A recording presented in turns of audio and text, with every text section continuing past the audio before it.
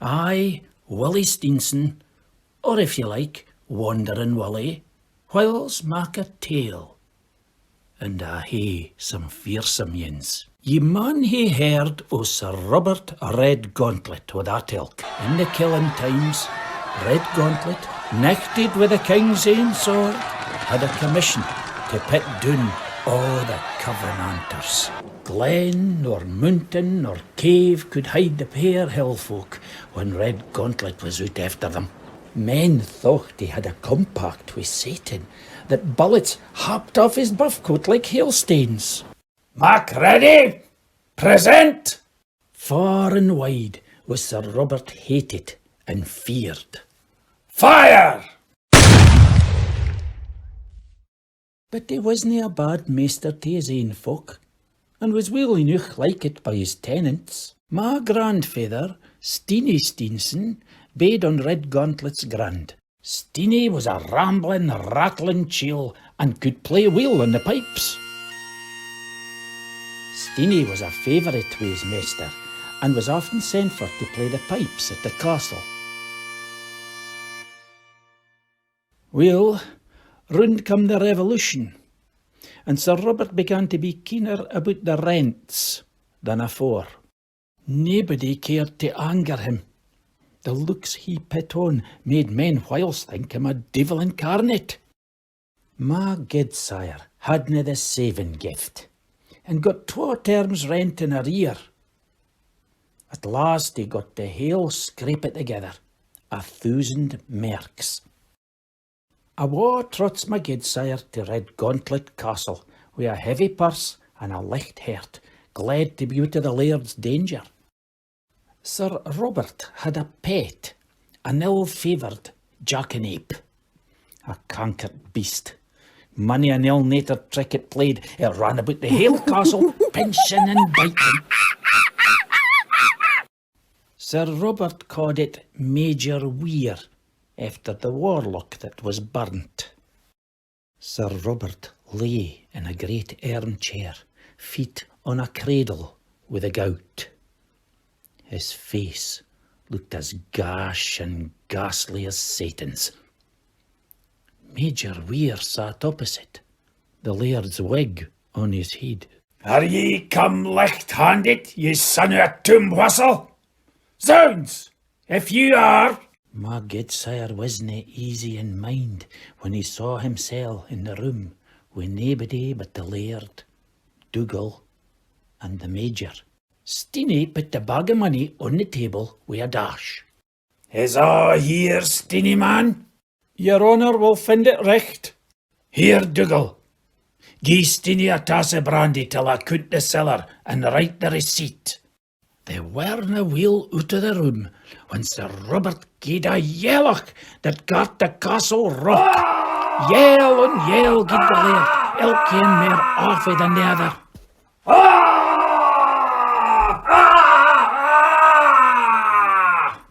My gudesire kendna whether to stand or flee, but he gied back to the parlour, where all was gone hurdy-gurdy. Terribly the laird roared for cold water to his feet and wine to cool his thrapple. Hell, hell, hell and its flames! The jackanape they called Major Weir gibbered and cried as if mocking its master. My gudesire forgot both cellar and receipt. Downstairs he banged as he ran, the shrieks come fainter.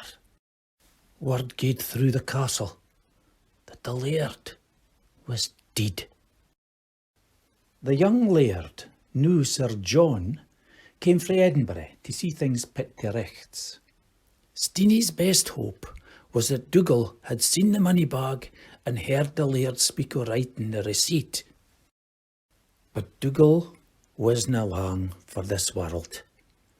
At midnight, old Sir Robert's siller whistle blew for Dougal to come to him.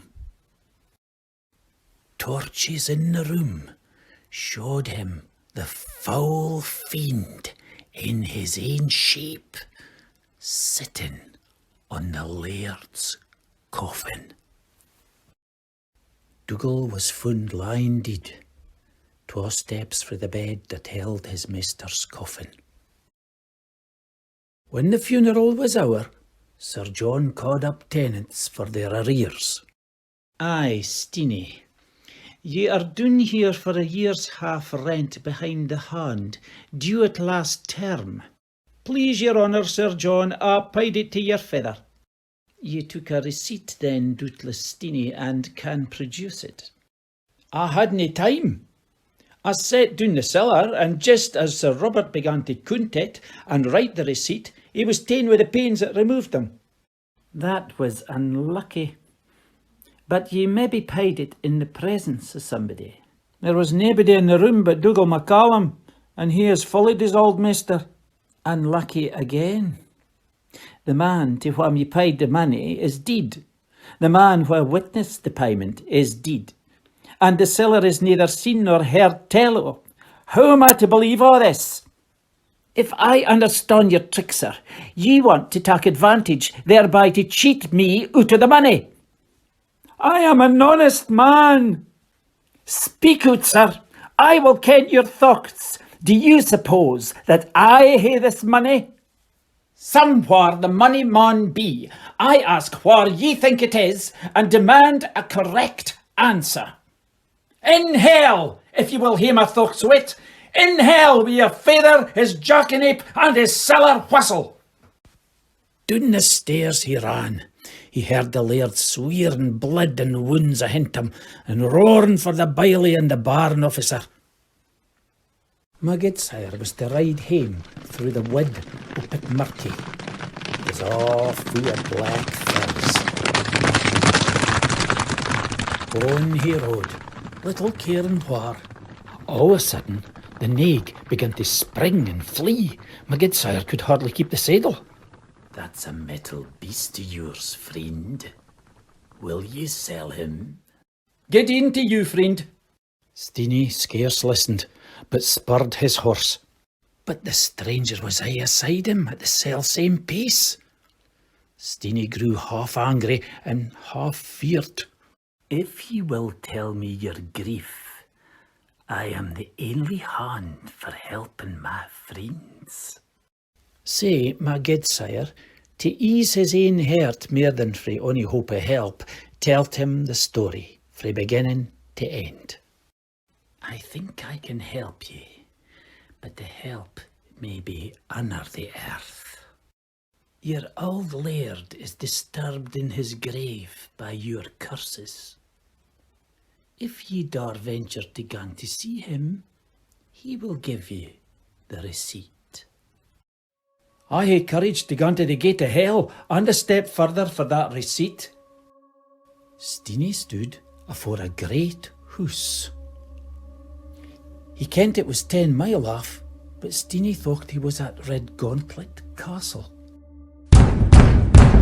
He chapped at the hall door, and Dougal MacCallum opened it. Piper, Steenie, Sir Robert has been crying for you. Look to yoursel. Tak nothing frae onybody here, nae meat, drink or cellar, except the receipt that's your ain. What a set o' ghastly revellers there were that sat around yon table. Ye shall hae your receipt for a tune of the pipes, Steenie. MacCallum, ye limb of Beelzebub, bring Steenie they pipes that I'm keeping for him. Steenie saw that the chanter was o' heated white steel. He excused himself, said he was frightened, and hadna wind enough to fill the bag. Then ye maun eat and drink, Steenie. But Steenie spoke up like a man, and said he'd come to ken what was come of the money he had paid, and to get a discharge for it. There is your receipt, ye pitiful cur. And for the money, my dog whelp with a son may go and look for it in the cat's cradle. Stop! I'm no done with thee. Here we do nothing for nothing, and ye maun return on this very day 12-month to pay your master the homage that ye owe me for my protection. I defer myself to God's pleasure and not to yours.